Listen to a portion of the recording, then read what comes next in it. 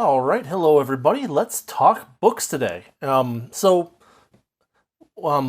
to start out by saying that if you want to hear more stuff, me and a friend have a podcast. It's called The Wordy Pair.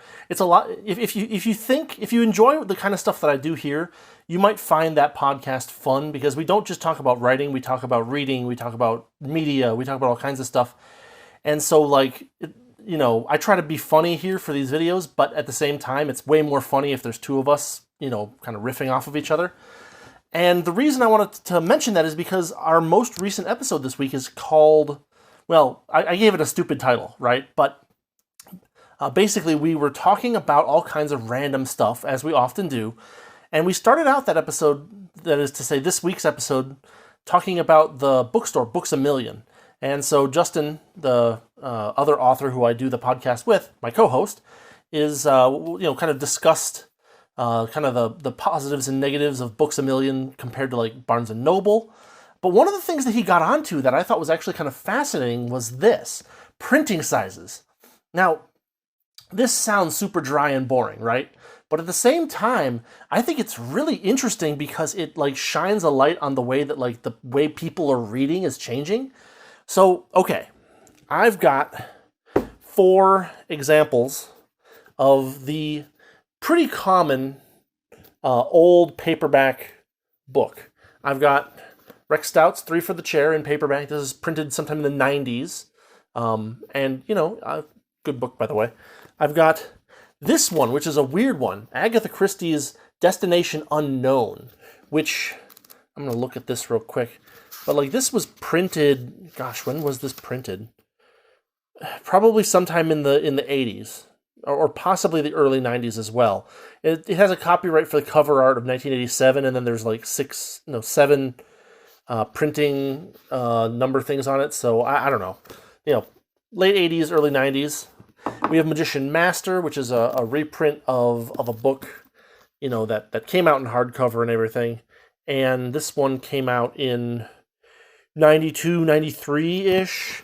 We have this copy of 3 Kingdoms, Volume 1, also a very interesting book. Little wordy, but interesting. And this is copyright 95, so who knows when this is printed. I bought it recently. And these are all, more or less, approximately, 4 by 7, all right? 4 by 7. And there, you can see that 3 Kingdoms is a little bit taller. And if I do this, you can see that, there we go. But they're basically all about 4 inches long. I even brought this, right, like 4 by 7, pretty much, right?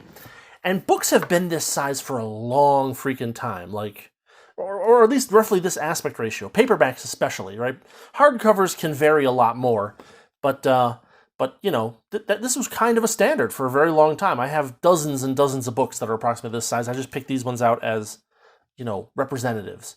It just so happened that most of them seem to have been copyrighted in the 90s, but probably printed much later, several of them. Anyway, one of the things that we got into in the podcast that I found really fascinating is that Justin went to this Books A Million place. He found a bunch of books that had a different, a dramatically different aspect ratio. So 4 by 7 is about 1.75 to 1, all right? In fact, it's exactly 1.75 to 1 because 7 divided by 7/4 would be, yeah. And anyway, what he found is that there's a bunch of books that are coming out these days that have narrower,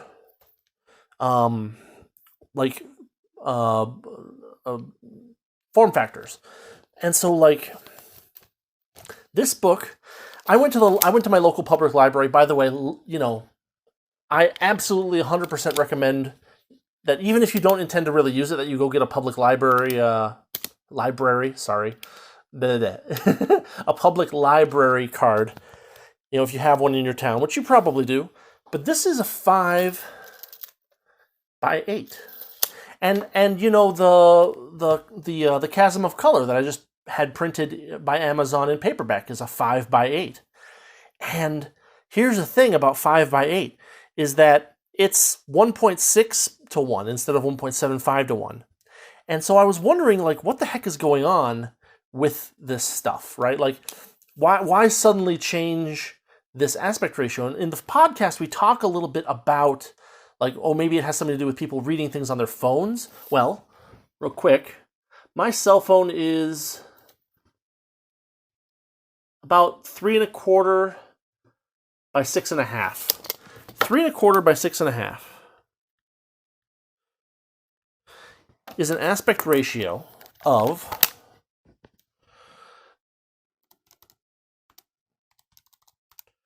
2, of friggin' 2. That's a huge aspect ratio by comparison to 1.75 to 1. But this is, 1 point. This is like 1.6. It's lower, so it's not cell phones, which is what I was originally thinking, right? But what it might be actually is it might be that people are getting closer to like the 16 by 9 ratio, right? 16 by 9 is, what is it, 1.8? 1.77, 1.78. 16 by 9. And I'm wondering, and so what I actually did is I went and looked up the outer dimensions of a bunch of Kindles, right? Like e-readers. And a lot of them are actually fatter. So they're like 1.4 to 1. So I don't know. I'm not sure why suddenly we decided to change aspect ratios of books. It might just be because with a taller aspect ratio like this, the new school is 1.57 to 1. Did I do that calculation right? I feel like I did that calculation right or wrong. So again, 4 by 7. I'm sorry that I thought I was prepared for this. I actually did all these measurements beforehand. But that is 1.75 to 1, and then we have 5 by 8, or maybe 8.25 by 5.25. But that's like 1.5 or 1.6 to 1. So I don't know. This is really strange to me because maybe it's because there's a 1.7.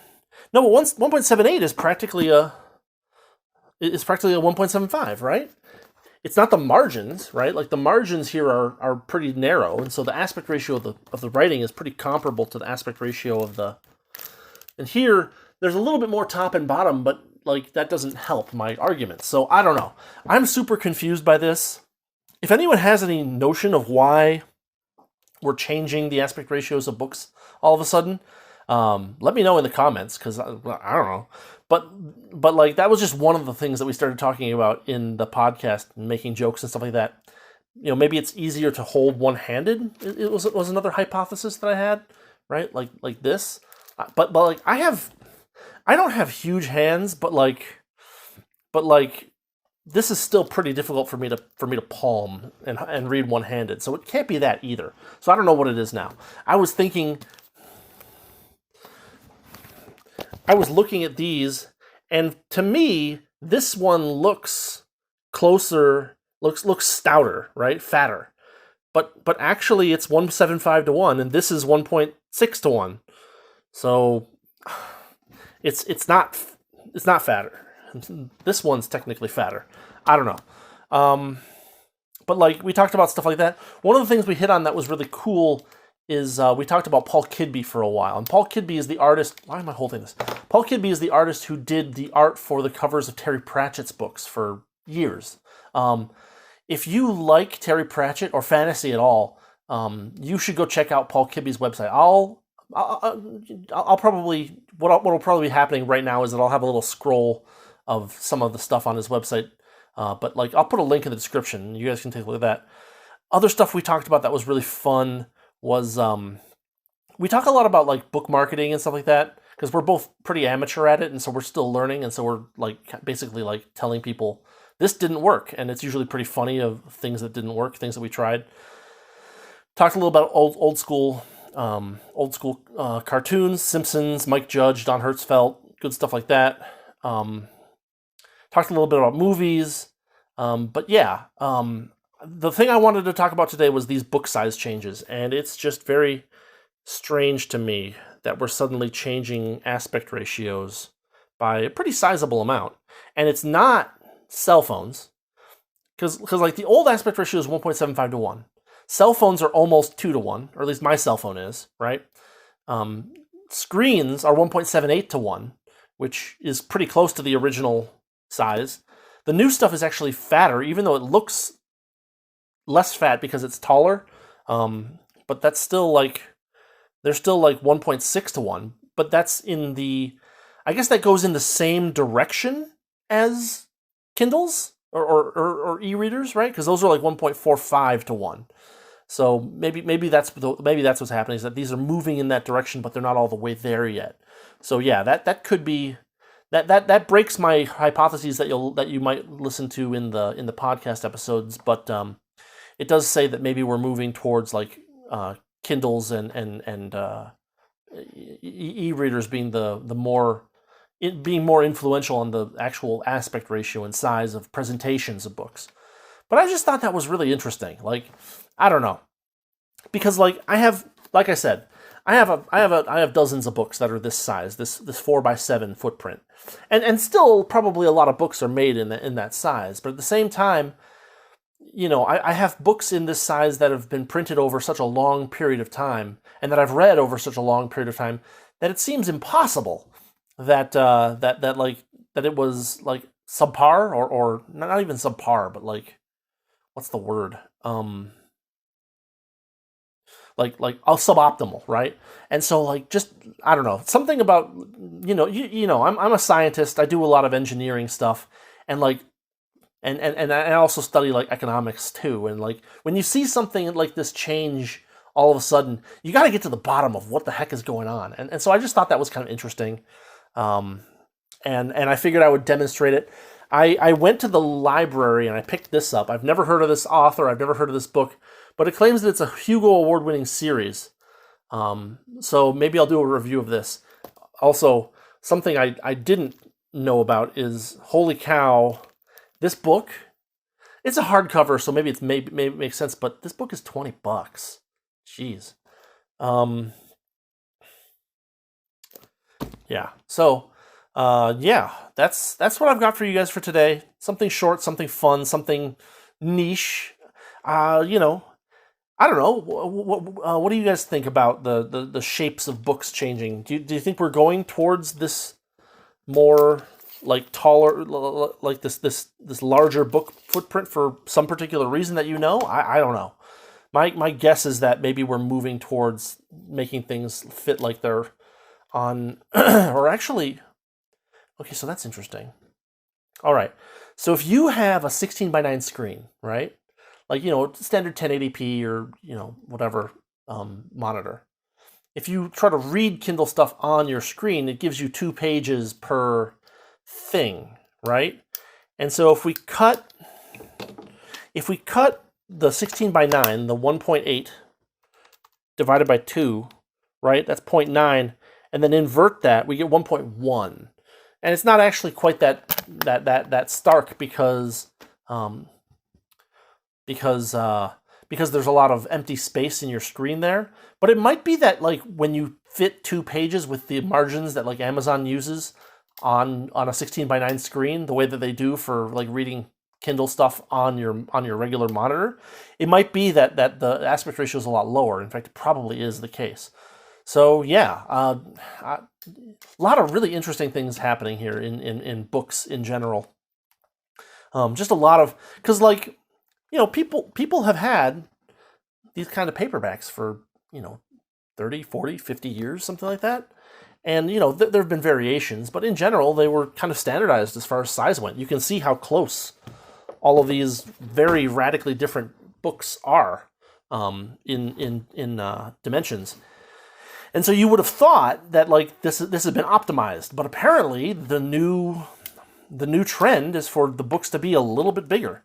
And like, if I want to hold this one by one-handed and read it, I can do that pretty easily.